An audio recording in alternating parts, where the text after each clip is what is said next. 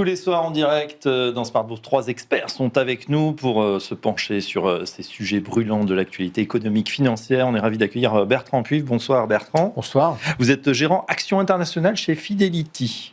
Bienvenue à vous. À vos côtés, François Cabot. Bonsoir François. Bonsoir Fabrice. Économiste Eurozone chez AXA. Voilà, on a l'international, on a l'euro. Bon, ça ne vous empêche pas de parler du reste du monde, bien évidemment. Et puis Nicolas Gottsman. Bonsoir Nicolas. Bonsoir. Responsable de la stratégie macroéconomique à la financière de la Cité. Bienvenue à vous. Messieurs, on démarre évidemment avec, on l'a dit, ce jour J, vote de confiance. Alors c'est intéressant, on a vu que la chute du Premier ministre japonais, ça a provoqué une hausse de 1,5% sur la bourse japonaise. On verra ce qu'il en est demain, mais en tout cas, on voit Bertrand, qu'il n'y a pas de panique pour l'instant à bord. Le CAC finalement se maintient. C'est finalement un non-événement, cette démission de François Bayrou. Disons que la France, il faut l'inclure effectivement d'un point de vue européen, et on a implicitement le pouls de l'Allemagne, donc je ne suis pas certain qu'on ait on ne sait jamais avec les agences de notation, mais qu'on ait des très mauvaises nouvelles donc en fin de semaine. C'est pas une situation malheureusement qui surprend tout le monde que le budget puisse pas passer, donc il y a de très fortes probabilités pour que le budget soit celui de l'année prochaine, soit celui de cette année, qui était déjà celui de l'année dernière. Donc bon, les choses sont déjà connues. C'est-à-dire qu'il n'y aurait pas de budget finalement voté. C'est-à-dire qu'effectivement, mais je pense que la probabilité la plus importante d'ici la fin d'année, c'est qu'il n'y ait pas de vote de budget. Ouais. De facto, que ce soit le budget actuel qui soit reconduit. Ce qui n'est pas si mauvais. Ce qui n'est pas forcément mauvais à court terme, en tout cas en attendant les élections municipales, et voir un peu effectivement s'il y a une tendance qui se démarque, qui est encore plus forte et qui peut amener à un moment donné à ce qu'il y ait des élections anticipées, parlementaires anticipées, législatives anticipées, ce qui effectivement à ce moment-là pourrait résoudre la crise. Ouais, François Cabot, c'est vrai qu'on se souvient, l'an dernier, on avait attendu pratiquement tout l'été d'avoir un nouveau Premier ministre. On se demande, maintenant, il y a une nouvelle période d'incertitude qui va quand même s'ouvrir notamment pour le président de la République. Oui, certainement. La séquence est très certainement politique désormais dès ce soir. Et on va voir effectivement le choix qu'effectuera le président. Mais il y a quand même un volet social qui s'ouvre également avec mercredi et la semaine prochaine des grands mouvements sociaux. À voir qu'est-ce qui sera à retenir et quelle orientation politique celui-ci se cherchera à orienter. Avec, je pense, Bertrand le rappelait à juste titre, les élections municipales qui arrivent en mars prochain. Donc, à voir comment est-ce que celui-ci souhaite se positionner en amont, sachant que c'est les élections locales dans lesquelles son parti n'a jamais bien réussi. Et donc, effectivement, cette grande séquence s'ouvre maintenant avec, il faut quand même se le rappeler, une situation conjoncturelle relativement dégradée de la part de la France. On l'a vu au deuxième trimestre, une activité qui rebondit un peu certes, mais qui n'est pas tirée ni par la consommation ni par l'investissement. On a juste des stocks qui font la production, qui font le PIB, et des enquêtes conjoncturelles qui n'indiquent pas de mieux à court terme. On a l'impression qu'on est complètement à l'arrêt, qu'on est vraiment dans un attentisme terrible, et qu'il n'y a rien qui va vraiment... il n'y a pas de catalyseur pour améliorer cette situation. On peut rester dans une sorte de 4e République qui s'étirerait. Nicolas Gottsman, on termine le tour de table avec vous sur cette ambiance de rentrée politico-sociale un petit peu compliquée pour le moment. Alors, oui, mais c'est effectivement un espèce d'habillage politique d'une situation économique qui perdure depuis maintenant 2 ans. C'est-à-dire si on regarde les chiffres français, en fait, si vous regardez la notion de PDFP qui est très utilisée aux États-Unis, c'est-à-dire simplement la somme de la consommation des ménages et de l'investissement des entreprises, donc qui est vraiment la représentation du secteur domestique privé d'une économie qui vous donne sans doute la meilleure tendance, encore mieux que ce que fait le PIB. Et si vous regardez ça, en France, vous êtes en stagnation complète depuis 2 ans, c'est-à-dire depuis la première hausse de taux de la part de la BCE. Pas de conso, pas d'investissement. Rien, zéro. C'est-à-dire que vous avez légèrement de conso, mais qui est compensé par la chute de ce qui se passe du côté investissement. Attendez, vous dites 2 ans, donc c'est avant même la dissolution ? Ah oui, ça précède justement la problématique politique, c'est ça qui est intéressant. Et en fait, non, c'est depuis 2022, donc ça fait quasiment 3 ans que ça dure maintenant, qu'on est comme ça, en stagnation complète. On a un peu une aggravation, on va dire, sur les derniers trimestres. Effectivement, comme vous l'avez dit, avec des stocks qui tirent absolument tout. Si je regarde le PIB depuis 1 an, on est à plus 0,8 selon les chiffres de l'INSEE. Si je sors les stocks, on est à moins 0,7. Donc en fait, on voit qu'on n'est pas du tout dans une situation confortable aujourd'hui au niveau économique. Et on a une croissance nominale qui est, donc si j'ajoute l'inflation, qui est extraordinairement faible. C'est-à-dire qu'on est quasiment à 1% si je regarde ces indicateurs-là. Donc oui, économiquement, depuis 3 ans en France, c'est absolument, je dirais pas une catastrophe, mais en fait en stagnation absolument totale. Et donc dans ces conditions-là, je vois même pas ce qu'un gouvernement est censé pouvoir faire. C'est-à-dire que vous avez une croissance qui est tellement faible que vous ne pouvez rien ajuster du tout en termes de budgétaire. Si j'étais taquin, je dirais qu'il n'y en a qu'une profession qui tire son épingle du jeu, ce sont les gérants, comme vous, messieurs, car il y a énormément d'épargne, on est pratiquement à 19%. et il faut bien la gérer, cette épargne des Français, mais qui traduit quand même un malaise également. Elle n'est pas investie uniquement en actions, loin de là, malheureusement. C'est ça un peu le problème d'ailleurs du pays. Non, mais c'était une boutade. Mais à part ça, c'est vrai que ça traduit aussi ce fait qu'on est de plus en plus fourmis. L'épargne des Français, ça traduit aussi cette crainte demain de peut-être perdre son job, ou en tout cas d'avoir un ralentissement, d'avoir pas de nouvelles perspectives, en tout cas très positives. C'est très ciblé. La question de l'épargne est très ciblée. Si vous regardez les données, encore une fois, de l'INSEE, vous voyez que la seule catégorie qui augmente fortement, on va dire, en termes de revenus disponibles des Français, ce sont les intérêts et dividendes. Donc c'est plutôt localisé chez les très hauts revenus, qui, évidemment, eux, ne consomment qu'une faible part des revenus qu'ils ont. Et donc, en fait, on a une concentration de l'épargne qui se passe sur les très hauts revenus, et donc ça, c'est assez logique, mais c'est pas de là qu'on peut attendre une future consommation pour le pays. Oui. Néanmoins, alors, on le voit au niveau des grands argentés, pas de catastrophe non plus. On se dit, voilà, on a une dette énorme et qui continue à affiler. Certains font le parallèle avec la Grèce, pas tout à fait quand même les mêmes économies. En tout cas, ce qu'on peut voir, Bertrand Puch, c'est que depuis le début de l'année, on a le Club Med, parce qu'on moquait un petit peu de ces pays, Italie, Espagne ou encore Grèce, qui ont une dynamique surperforme, en tout cas les économies Allemagne et France en tête, les deux grosses, et ça se voit au niveau de la bourse, par exemple, l'ATEX Composite, l'indice grec, gagne 37%, alors que le CAC se traîne à 5%. Qu'est-ce que ça nous dit, ça, du paquebot Europe, C'est vrai qu'il n'est pas toujours évident à comprendre de la part des investisseurs internationaux. On sent quand même qu'il y a, on va en parler dans un instant, la BCE qui est là en soutien au cas où. Oui, alors je rappellerai quand même que si on fait un parallèle, cette fois entre la France, par exemple, et le Japon est à 270% de dette sur PIB. Alors effectivement, il y a une période, quand les taux sont à zéro, on peut soutenir des taux de dette qui sont extrêmement élevés. C'est comme quand les taux sont à zéro, on peut justifier des valorisations sur des titres boursiers à 80, 100 ou 100 fois, ou 110 fois. Donc c'est un peu, l'histoire, c'est effectivement, et c'est la clé, où vont se stabiliser les taux en Europe. Alors pas forcément les taux courts, mais les taux longs. Et c'est là un petit peu effectivement l'enjeu. Donc il y a une question de crédibilité.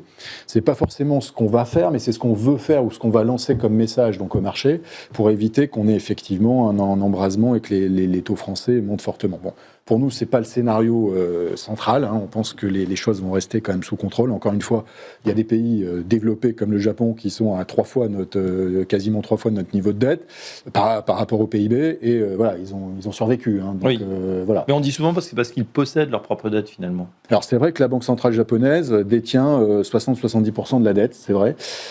Aujourd'hui, ça leur pose un problème effectivement quand ils veulent intervenir donc pour pouvoir donc essayer d'enrayer l'inflation, qui n'est pas forcément énorme, mais pour eux, ils n'en ont pas eu pendant 20 ans, ça devient un enjeu national. Mais oui, donc la BCE devient de facto, de toute façon, l'acheteur en dernier ressort de dette française. S'il y a un souci, voilà. C'est pour ça que si on était effectivement isolé, qu'on n'était pas dans la zone euro, la problématique serait différente. Et encore, on pourrait la gérer peut-être par le fait d'une monnaie qui se déprécie. Donc c'est pas le cas, mais la contrepartie d'être effectivement dans la zone euro, c'est d'avoir, je vous disais tout à l'heure, le pouls de l'Allemagne. L'Allemagne est, elle, dans une situation qui est, même s'ils ont de la dette qui est quand même assez solide, même s'il y a des incertitudes en Allemagne, on a ce plan de relance extraordinaire qui va se mettre en place dans les mois qui viennent, parce qu'il y a quand même entre l'effet d'annonce et les effets concrets, on a un gros décalage.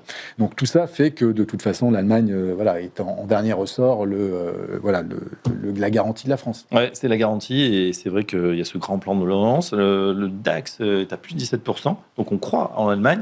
En revanche, ça pourrait poser un problème sur finalement demain, des investisseurs. On savait que l'Allemagne empruntait très peu. Là, on va changer un petit peu de paradigme. Est-ce qu'il va y avoir une opposition entre au moment d'acheter de la dette, finalement, est-ce qu'on va préférer de la dette française moins bien notée, donc qui rémunère un peu plus, la dette Allemagne très, très sécure? Est-ce qu'il va y avoir un match en 2026, François Cabot?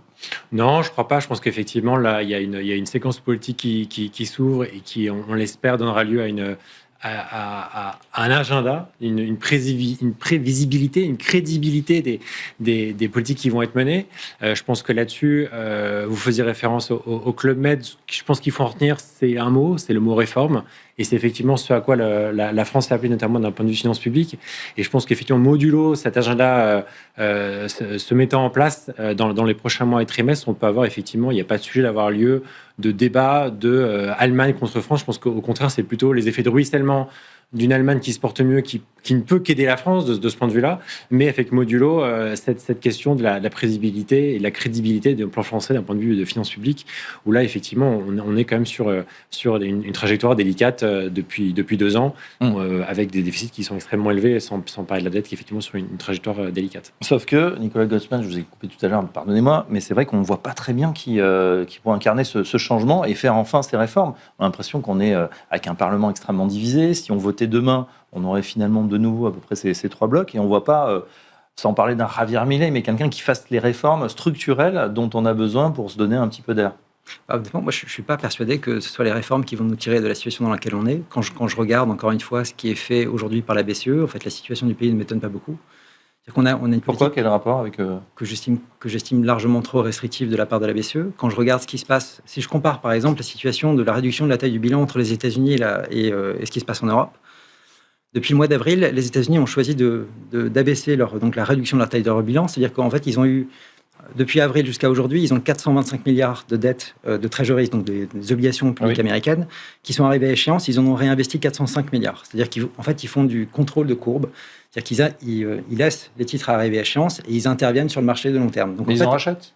Ils en ont racheté 400 milliards depuis le mois d'avril. Donc il y a 425 qui s'éteint et ils en rachètent 450. Ils en ont racheté 405. Voilà. Donc ils ont juste baissé de 20 milliards, mais en fait, donc, il y a une activité qui est très forte de la part de la Fed pour racheter de la dette sur le long terme. Que fait la BCE ? La BCE a laissé, depuis la même période, a laissé tomber 175 milliards de dettes depuis le mois d'avril. Si je regarde depuis le début, c'est 300 milliards de dettes qui sont donc arrivées à échéance et la BCE ne rachète pas cette dette-là. Ouais. Si je regarde uniquement pour la France, c'est 56 milliards. Donc on a 2 points de PIB de dette détenus par la BCE qui ont été lâchés en cours de route. Donc vous avez une pression sur les taux à long terme. C'est exactement ce qui se passe donc en Europe. On a la même situation au Royaume-Uni, sauf qu'au Royaume-Uni, on a une croissance nominale de 5,2%. Ça veut dire que le truc est encore à peu près jouable, mais ils vont devoir le réduire et ils vont le réduire. Mais les États-Unis, ce qui est intéressant, c'est en fait, ils avaient, sur la simple idée d'un peut-être potentiel ralentissement, dès le mois d'avril, commencé à corriger le tir pour pouvoir justement avoir quelque chose de relativement souple et de pouvoir continuer à acheter de la dette sur le long terme, même en baissant, on va dire très lentement ce qu'ils font, alors que la BCE, il va à un rythme complètement effréné, mais une pression que je pense insupportable sur les taux à long terme, notamment pour la France.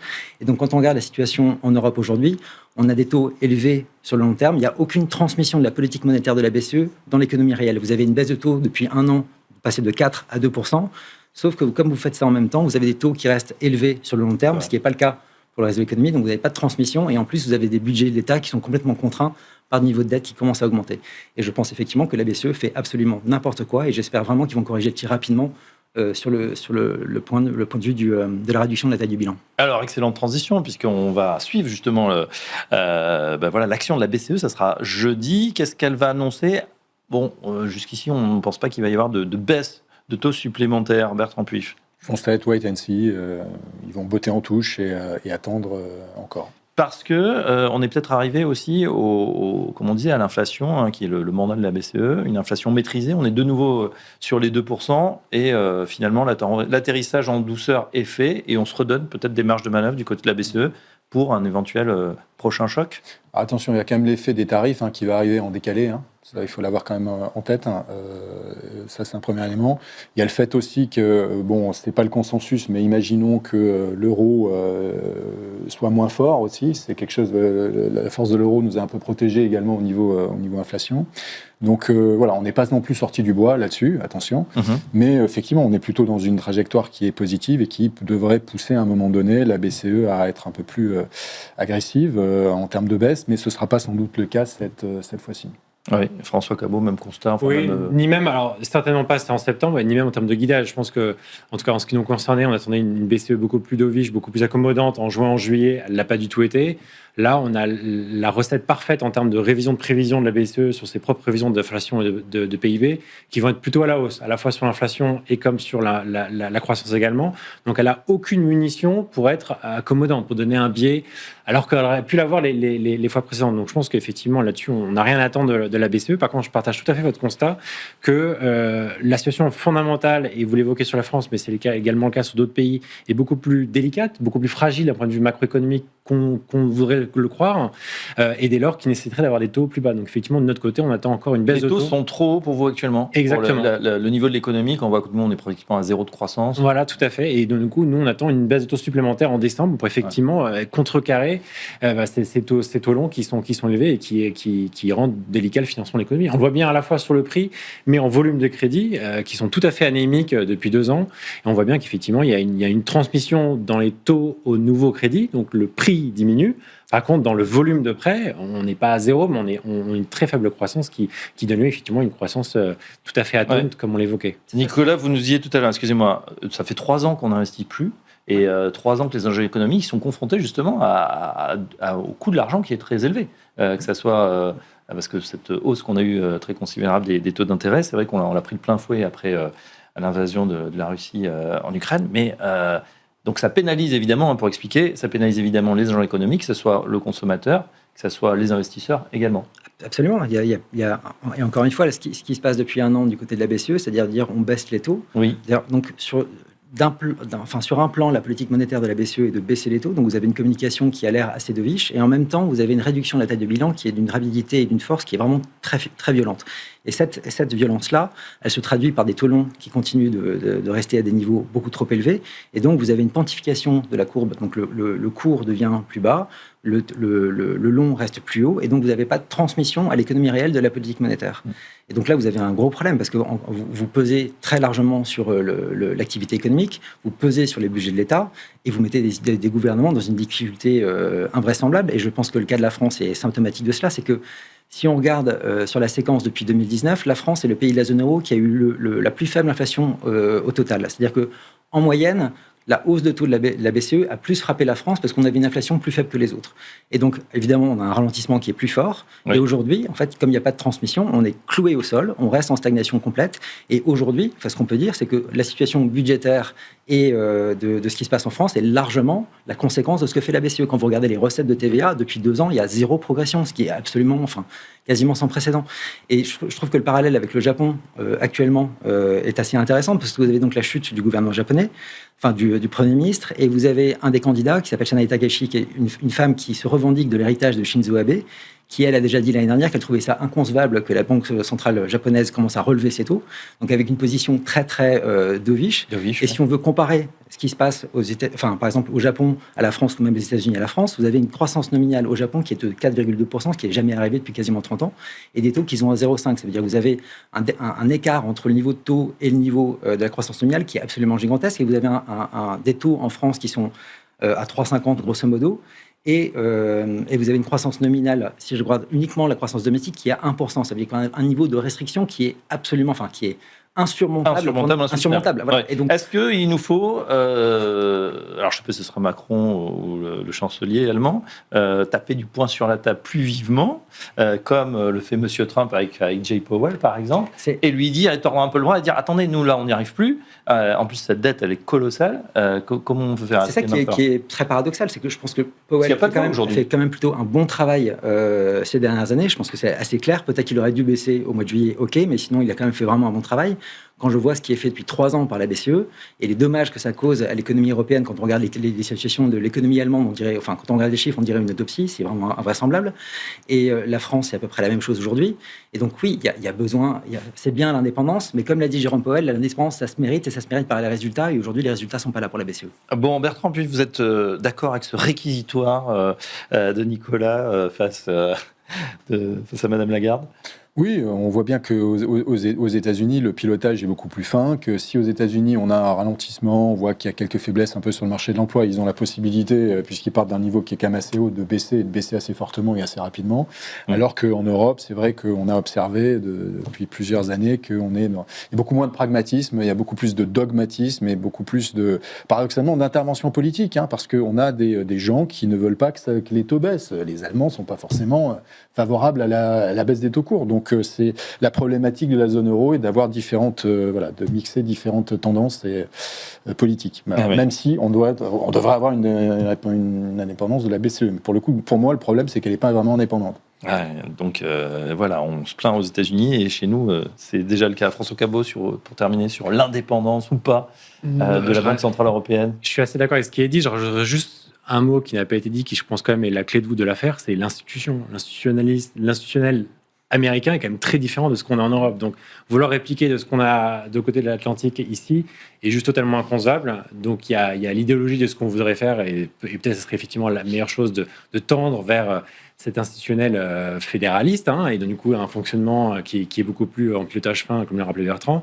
Malheureusement, c'est pas possible. Donc, en fait, il y a effectivement une barrière institutionnelle avec laquelle on doit travailler, qui n'est pas forcément le justificatif de ne pas faire mieux, mais néanmoins, voilà, il y a effectivement une latence et des vents contraires avec effectivement une Allemagne qui se met à faire la dépense publique et qui, du coup, idéologiquement, va à l'envers de ce qu'elle a fait depuis 30 ans. Et du coup, on attend effectivement une Allemagne qui est, du coup, plus dans l'accélération de la croissance, qui pourrait tirer les autres États. Et il se trouve que, effectivement, politiquement, c'est les Allemands qui tiennent beaucoup la barque au sein du membre du Conseil de gouverneurs. Et du coup, rend l'échiquier très compliqué à résoudre. Mais on n'est pas donc pour l'instant dans une surchauffe au niveau de la croissance européenne, en tout cas. Ah non. Alors, non, mais c'est justement. Mais c'est ce qu'on anticipe peut-être. Non, mais c'est ça qui est assez remarquable. C'est pour ça que ça rend un peu virulent. C'est quand je lis le discours d'Isabelle Schnabel, qui est sans doute la membre la plus influente de la BCE, qui a fait un discours la semaine dernière, qui disait que depuis 6 trimestres, la croissance de la zone euro a été de 0,3% chaque trimestre et ça correspond au plein potentiel. Donc nous sommes au plein potentiel. Et en fait, il y a une mauvaise foi là-dedans parce que déjà, j'enlève juste les chiffres de l'Irlande qui sont uniquement les chiffres dus à les exportations d'entreprises américaines et une question de fiscale. On est déjà à 0,2. Ensuite, je regarde la situation effectivement de l'Espagne, qui est quand même assez particulière, et on constate quand même que, comme vous le disiez au début, c'est qu'il y a une bonne santé des pays du Sud aujourd'hui, qui est largement aussi le résultat de ce qui s'est passé avec le fonds NGEU, le fonds Covid, qui continue de courir et qui est quasiment en plein régime entre 2025 et 2026. Donc il y a un soutien très important au niveau budgétaire qui est apporté au niveau européen à ces pays-là. Mais par contre, si vous prenez le corps de la zone euro, c'est-à-dire vous prenez la France, l'Allemagne, vous êtes à une croissance de 0,08 par trimestre. Donc là, vous n'êtes pas du tout au potentiel. Et je considère effectivement que de sa part à elle, parce que je suis parfaitement sûr qu'elle est consciente de ça, qu'il y a une sorte de mauvaise foi dans son approche et qui est assez insupportable. Bon, voilà, c'est dit. La BCE qui en prend pour son grade ce soir. On change complètement de sujet, si vous voulez bien. On va parler un petit peu du pétrole. À compter d'octobre, 8 membres centraux de l'OPEP plus vont augmenter leur objectif de production de 137 000 barils par jour. Ils font 1 an avec ce rythme pour absorber l'intégralité des réductions en cours. Et 2 millions de barils par jour resteront de coupe, resteront en vigueur jusqu'en 2026. Sur cette politique, vous voulez nous parler justement des conséquences de cette politique de c'est l'OPEP+. intéressant parce que le cours du pétrole monte là-dessus, donc il faut quand même se poser des questions. C'est-à-dire on met plus de pétrole et pourtant ça monte. Ça fait 6 mois que les vannes sont ouvertes et le prix du pétrole, grosso modo, après avoir baissé initialement, il s'est stabilisé. Et malgré effectivement les annonces qu'il y aurait un peu plus donc de baisse, alors attention, le rythme, effectivement, ils ont annoncé qu'il y allait avoir plus de baisse, mais par contre le rythme à court terme, la baisse immédiate à 1 mois, elle est plus faible que ce qui est anticipé. L'augmentation à 1 mois est plus faible que ce qu'on avait anticipé des volumes. Alors, ce qui se passe, c'est qu'on a des déclarations d'intention qui sont là pour faire plaisir, notamment aux États-Unis et à Trump, pour pouvoir dire on fait tout ce qu'on peut pour que le prix du pétrole il explose pas. Alors il faut pas non plus qu'il soit trop bas parce que ça pénalise le schiste américain, mais autour de $60, c'est très bien pour tout le monde. Donc ils disent on fait tout ce qu'on peut. Donc et puis ça veut dire implicitement aux Américains aidez-nous à régler les problématiques donc de tensions géopolitiques dans la zone. Par contre là où on a un jeu effectivement de dupes, c'est que les capacités de l'OPEP d'augmenter la production, à part l'Arabie Saoudite, elles sont nulles. 0, c'est impossible. L'Algérie a commencé à dire oui, nous on peut un peu, Oman aussi, mais en fait on se rend compte et ils disent mais on peut pas. Enfin, on est vraiment à quelques milliers de barils par jour, c'est ridicule l'augmentation de production. Donc aujourd'hui, il n'y a que l'Arabie Saoudite qui a les cartes en main et encore, sa capacité à augmenter les volumes est largement surestimé de notre point de vue. Donc, on est dans un espèce de jeu de dupes où on peut dire ce qu'on veut, on va dire on va ouvrir les vannes, mais de toute façon, on ne peut pas produire plus. Parce que ça fait 15 ans qu'on sous-investit dans ce secteur-là, parce qu'il y a eu cette vague ESG sans précédent, où on a mis ce secteur vraiment au pilori, en disant c'est pas bien, c'est pas le futur, il faut investir dans les énergies renouvelables. On les a forcés à investir dans les énergies renouvelables, en disant à Total, il faut arrêter d'investir dans le pétrole, il faut investir dans le vent, dans le solaire, qui au passage ont des rentabilités 2 à 3 fois moindres, mais c'est pas grave, on le fait pour le futur. Mais ça veut dire qu'on n'a pas suffisamment... Est-ce qu'il y a une remise en question quand même depuis l'arrivée de Trump sur cette Oui, effectivement. Là, on voit très bien remise en question qui déjà été poussée par certains investisseurs qui en avaient un petit peu marre en fait de cette tendance à se tirer une balle dans le pied. Surtout que de facto, on s'est rendu compte que le secteur pétrolier était le secteur qui investissait le plus dans la transition énergétique, dans les projets solaires et éoliens, mais ça n'a pas permis au secteur de voir ses multiples augmenter, revenir vers ses multiples historiques. Donc au final, vous êtes PDG de Total, vous dites mais tout ça pour ça, moi je vais réinvestir dans des bons projets pétroliers ou gaziers pour Total en particulier, qui ont des retours sur capitaux investis 2 à 3 fois plus importants et qui ne dépendent pas de subventions. Donc, et qui ne dépendent pas, pour par exemple le solaire, des Chinois, puisque 80% des matériaux pour les fermes solaires sont fabriqués en Chine. Donc, voilà, on est dans une opération un peu aujourd'hui qui est assez intéressante, je trouve, et qui explique pourquoi le prix du pétrole ne baisse pas alors qu'on ouvre les vannes, parce que de toute façon, on ne peut pas les ouvrir. Et on le voit à court terme, les chiffres qui sont annoncés à court terme sont en totale contradiction avec l'objectif à moyen terme d'augmentation de production, et on n'arrivera jamais à cette augmentation de production qui a été annoncée. Et le marché n'est pas dupe et le voit. Sous-production, réaction, messieurs, sur ce sujet du pétrole ? Pas forcément. Non, c'était intéressant depuis le début. Ce qui était intéressant, c'est de voir le parallèle entre ce qui se passait sur les déclarations de l'OPEP et la politique de Donald Trump.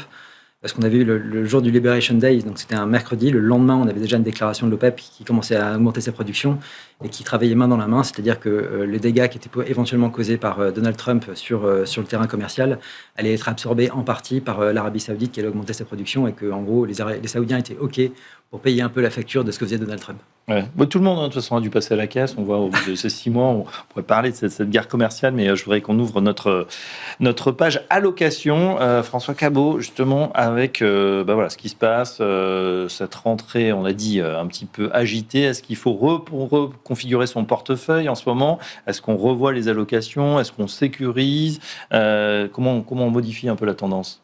Juste un mot avant sur le pétrole, oui. Sur l'aspect demande, et on viendra assez logiquement sur l'aspect d'allocation d'actifs. La question de la tendance de où va l'économie mondiale est quand même assez claire. L'économie américaine pas de destruction d'emplois, mais on n'a jamais été aussi proche au mois d'août. On l'a vu vendredi dernier avec des révisions assez nettes. Donc le ralentissement est évident. En Europe, c'est une stagnation, en tout cas une stagnation de la croissance, mais qui est très faible. Pas encore de stagnation purement économique au sens technique du terme, mais on va quand même pas très vite. Et dans le dernier gros bloc qui est chinois, c'est plutôt un ralentissement, voire on se stabilise autour de 4,5%, voire 4%. Donc se dire qu'on a des pressions de demande sous-jacentes et qui effectivement justifieraient des hausses de prix comme le marché a réagi de manière un peu très surprenant, je dirais plutôt. Nous, on n'y croit pas du tout là-dessus. C'est clair que la tendance paraît assez lourde, bien ancrée, et on est plutôt en phase d'atterrissage en douceur dans le meilleur des cas. Et là-dessus, effectivement, on a des prix du pétrole qui devraient rester aux alentours des $65, en tout cas sur le Brent, qui, nous, pour l'Europe, nous concerne particulièrement. Sur l'allocation. Sur l'allocation, alors moi je regarde la macro en premier lieu, et je pense que mon discours sera sous-jacent à ça, c'est-à-dire que on l'a vu, et je souscris totalement aux thèses qu'expliquait Nicolas sur le fondamental très faible, une consommation anémique, des taux d'épargne très élevés, et pas qu'en France d'ailleurs, il faut se le rappeler. Et donc on a du mal à avoir le catalyste pour une accélération de cette épargne, avec malgré tout des gains de pouvoir d'achat qui sont élevés. Donc effectivement, là-dessus, d'avoir une envolée sur les actifs risqués, sur dire que ça y est, on peut y aller, ça paraît très compliqué dans la mesure où on voit bien le plancher qui est de facto sur la Banque Centrale Européenne. Modulo input sur la Fed et des baisses de taux très fortes où on se dit tout d'un coup, là, il y a un gros trou d'air et d'un coup, une baisse de taux très forte qui pourrait derrière faire relancer le marché. C'est pas notre scénario en tout cas. Donc dès lors, sur ce point-là, on est quand même on reste très prudent dans notre vision de voir le marché. Et puis après, dans l'allocation, on va dire géographique, je l'évoquais, une économie américaine qui est quand même très clairement en ralentissement. On anticipe plutôt alors le patinage, c'est pas vraiment le bon mot, mais en tout cas du temps à mettre en musique ce plan allemand et en voir les bénéfices au même titre qu'on dépense on transfère de l'argent NGU depuis 2021 et c'est maintenant qu'on en voit entre guillemets les effets. Voilà, ça a mis un peu de temps, donc on se rend bien compte que ce qui concerne l'Allemagne, ça va prendre du temps également parce qu'il y a aussi du structurel là-dedans. Faire de la défense, faire la structure, ça fait quand même longtemps qu'ils en ont pas fait. Et donc là-dessus, effectivement, ça va être un blason qui ne peut être que redoré du point de vue de la croissance, mais qui va prendre du temps. Ça prend du temps, oui.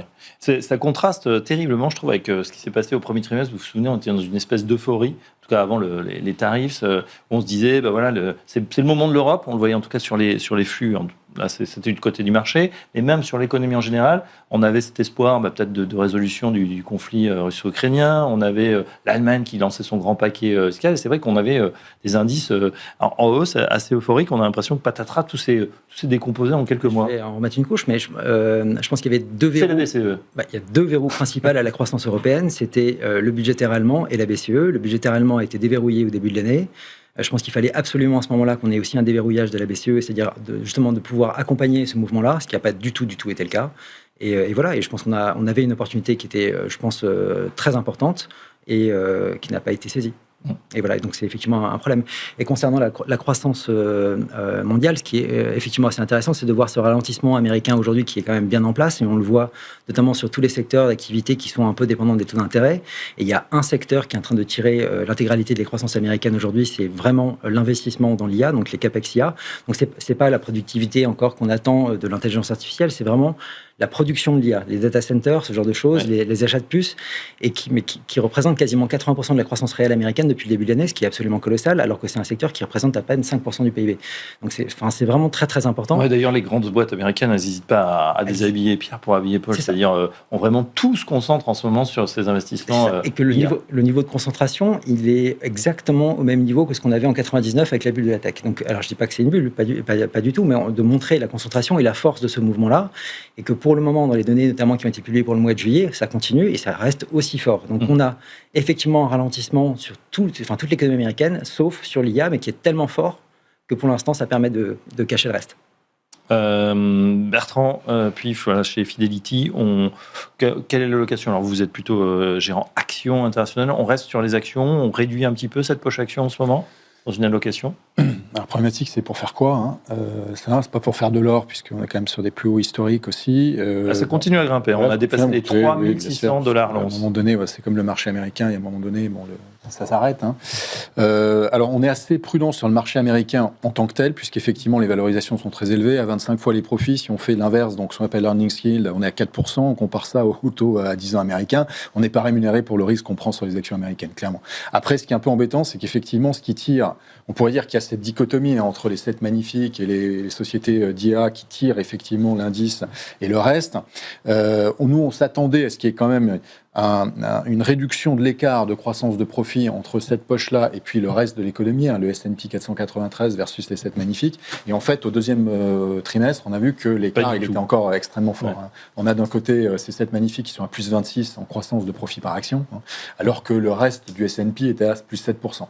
Alors, ça fait plus 11 en cumulé par rapport à l'Europe qui a plus 3, donc c'est sûr qu'effectivement, on n'est pas dans la même cour. Mais c'est vrai que si ce moteur qui a fait plus 26, c'est 7 magnifiques, et puis plus globalement, les sociétés qui sont exposées effectivement à l'IA, venaient à un moment donné à décevoir. Ça ne veut pas dire qu'on est en train de dire que la croissance va s'arrêter, attention. Mais ça veut dire que par rapport à des attentes qui deviennent de plus en plus élevées, il y ait au moins un trimestre ou deux où on déçoive. Une société comme Nvidia, si elle arrive à un moment donné avec un profit warning, où elle est 10% en dessous des attentes, par exemple, compte tenu de la valorisation du titre aujourd'hui à 45 ou 50 fois en fonction des attentes qu'on a, c'est évident que ça va faire mal. Et derrière, ça va entraîner, évidemment, compte tenu du poids de Nvidia dans l'indice, mais également, ça paraît fait le ricochet pas mal. Ça arrivera forcément, c'est ce qu'on guette néanmoins, trimestre après trimestre. Pour l'instant, ils battent les prévisions. Voilà. Mais ce que je veux dire, c'est qu'on est vraiment, on marche sur l'eau jusqu'à un moment donné où la magie n'opère plus. Et donc, ça va être compliqué sur les États-Unis. L'Europe, on est beaucoup moins cher, 14,5, mais effectivement, il y a quand même